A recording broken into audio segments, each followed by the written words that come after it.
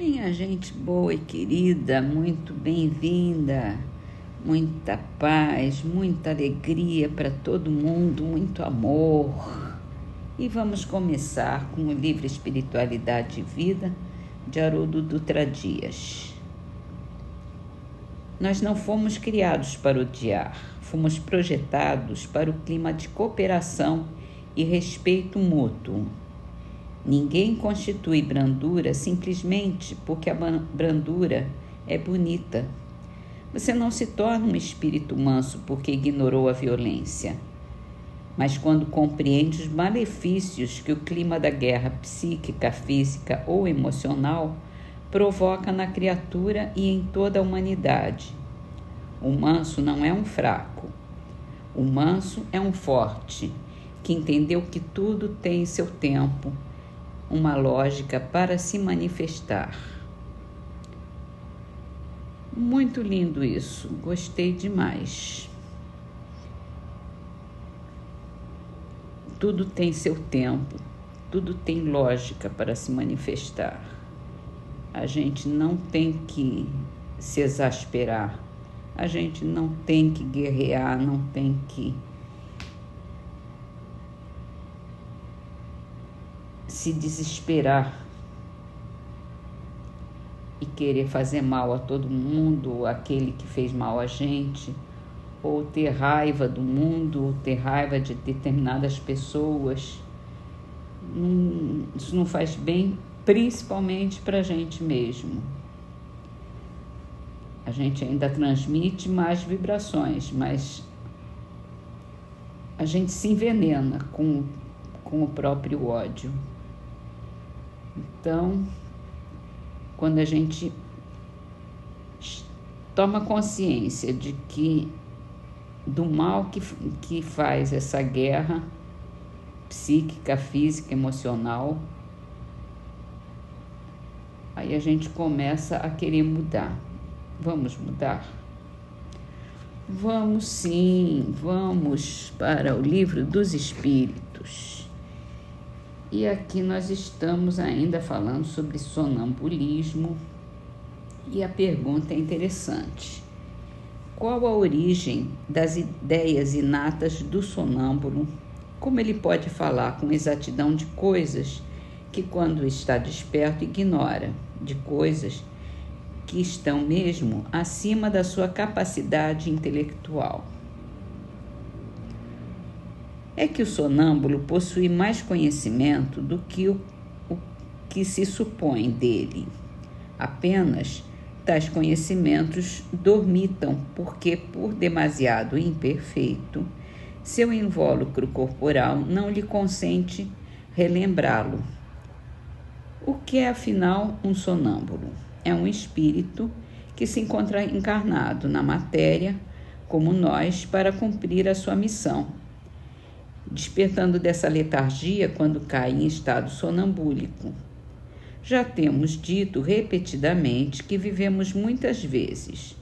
Essa mudança é que para o sonâmbulo, como para qualquer espírito, ocasiona a perda material do que haja aprendido em existência precedente. Entrando no estado chamado de crise, ele se lembra do que sabe, mas sempre de modo incompleto. Sabe, mas não sabe dizer de onde lhe vem o que sabe, nem como possui os conhecimentos que revela. Passada a crise, toda recordação se apaga e ele retorna à obscuridade.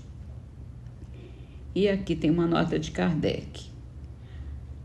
A experiência mostra que os sonâmbulos também recebem comunicações de outros espíritos que lhes transmitem o que devem dizer e suprem a incapacidade que denotam. Isto se verifica principalmente nas prescrições médicas.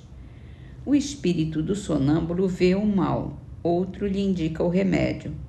Essa duplação, às vezes, é patente e se revela, além disso, por estas expressões muito frequentes. Dizem-me que diga, ou proíbem-me que diga tal coisa. Nesse último caso, há sempre perigo em se insistir por uma revelação negada, porque se dá oportunidade a que espíritos levianos intervenham e falem tudo sem escrúpulo, sem se importarem com a verdade.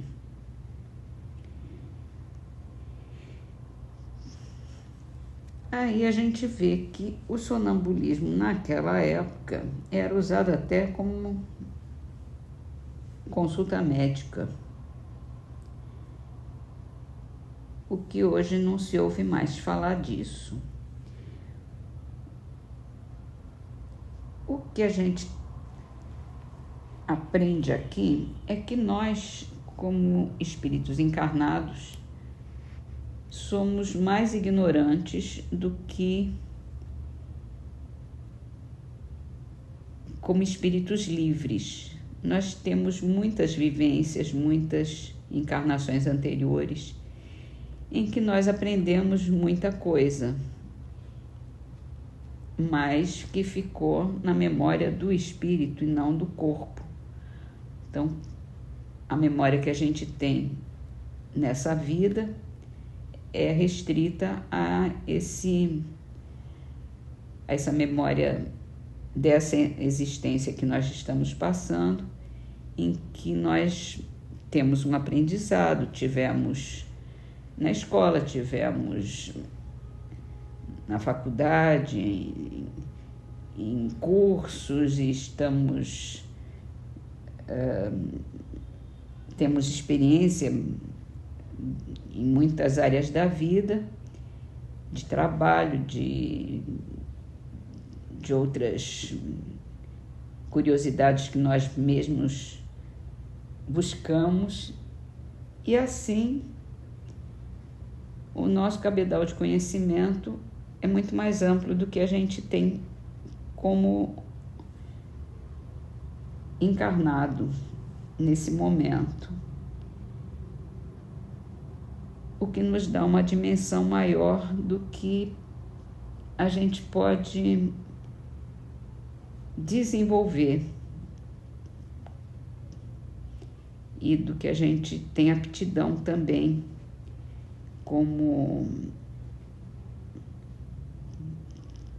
aptidão que a gente pode desenvolver nessa vida mesma.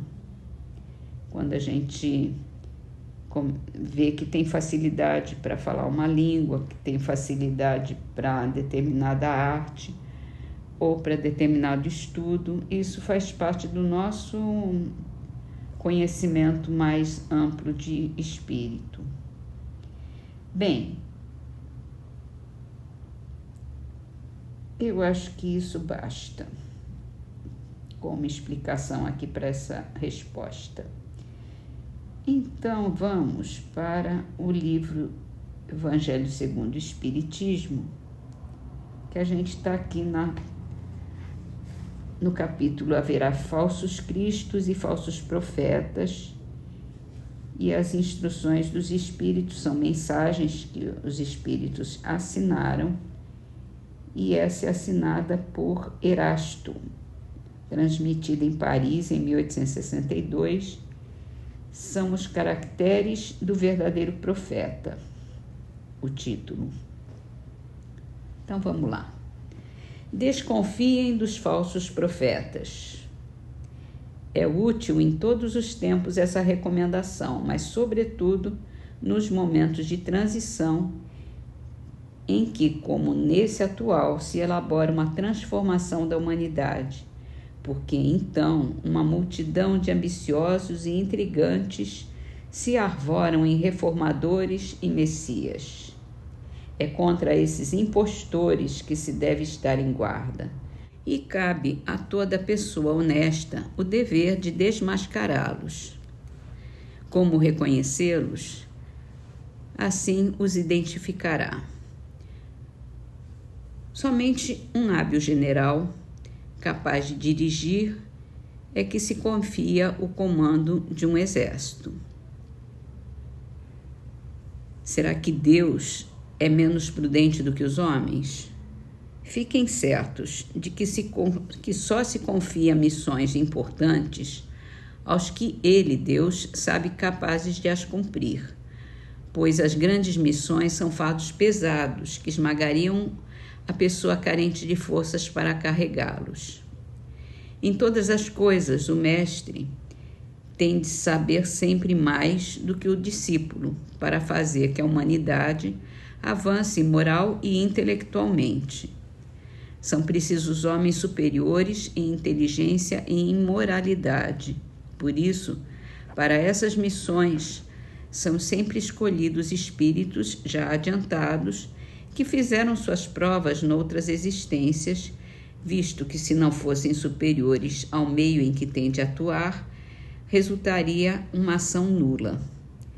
Isto posto, conclua-se que o verdadeiro missionário de Deus tem de justificar pela sua superioridade, pelas suas virtudes, pela grandeza, pelo resultado e pela influência moralizadora de suas obras, a missão de que se diz portador. Vejam também esta outra consequência. Se pelo seu caráter, pelas suas virtudes, pela sua inteligência, ele se mostra abaixo do papel que se apresenta, ou da personagem cujo nome ele coloca, nada mais é do que um estrião de baixo estofo, que nem sequer sabe imitar o modelo que escolheu. Outra consideração.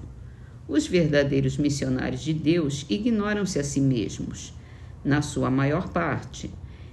Eles desempenham a missão a que foram chamados pela força do gênio que possuem, secundado pelo poder oculto que os inspira e dirige, mesmo a seu malgrado, mas sem desígnio premeditado. Numa palavra, os verdadeiros profetas se revelam pelos seus atos, são adivinhados, ao passo que os falsos profetas dão a eles mesmos como enviados de Deus. O primeiro é humilde e modesto, o segundo é orgulhoso, é cheio de si, fala com altivez e, como todos os mendazes, parece sempre temeroso de que não lhe deem crédito. Tem existido alguns desses impostores pretendendo passar por apóstolos do Cristo, outros pelo próprio Cristo, e, para vergonha da humanidade, tem encontrado pessoas assaz crédulas para acreditarem em suas torpezas. Entretanto, uma ponderação bem simples seria bastante para abrir os olhos do mais cego. Aqui, se o Cristo reencarnasse na Terra, viria com todo o seu poder e todas as suas virtudes, a menos que se admitisse, o que seria absurdo, que houvesse degenerado. Ora, do mesmo modo que, se tirarmos de Deus um só de seus atributos, já não teremos Deus. Se tirarmos uma só de suas virtudes ao Cristo, já não teremos mais o Cristo.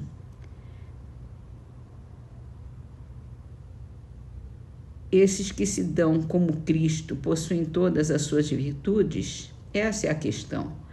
Observem-nos, perscrutem-lhes as ideias e os atos e reconhecerão que, acima de tudo, lhes faltam as qualidades distintivas do Cristo, a humildade, a caridade, sobejando-lhes as que Cristo não tinha, a cupidez e o orgulho.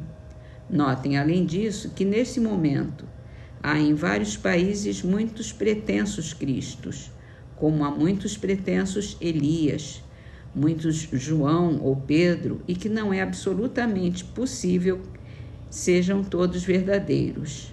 Tenham como certo que são apenas criaturas que exploram a credulidade dos outros e acham cômodo viver à custa dos que lhes prestam ouvidos. Desconfiem, então, dos falsos profetas. É a máxima numa época de renovação como a presente, porque muitos impostores se dirão enviados de Deus. Eles procuram satisfazer na terra a sua vaidade, mas uma terrível justiça os espera, podem estar certos. Parece até que está falando dessa nossa época agora, né? Mas é que essa transição é longa. Começou no século XIX, ainda não acabou. E falsos profetas estão por aí, por toda parte. Então vamos terminar as nossas leituras com a trovinha de Chiquito de Moraes, Rimas da Vida, do livro Orvalho de Luz, psicografado por Chico Xavier. Honrar pequeninas coisas é o processo em que te engrenas para fazer grandes coisas como se fossem pequenas.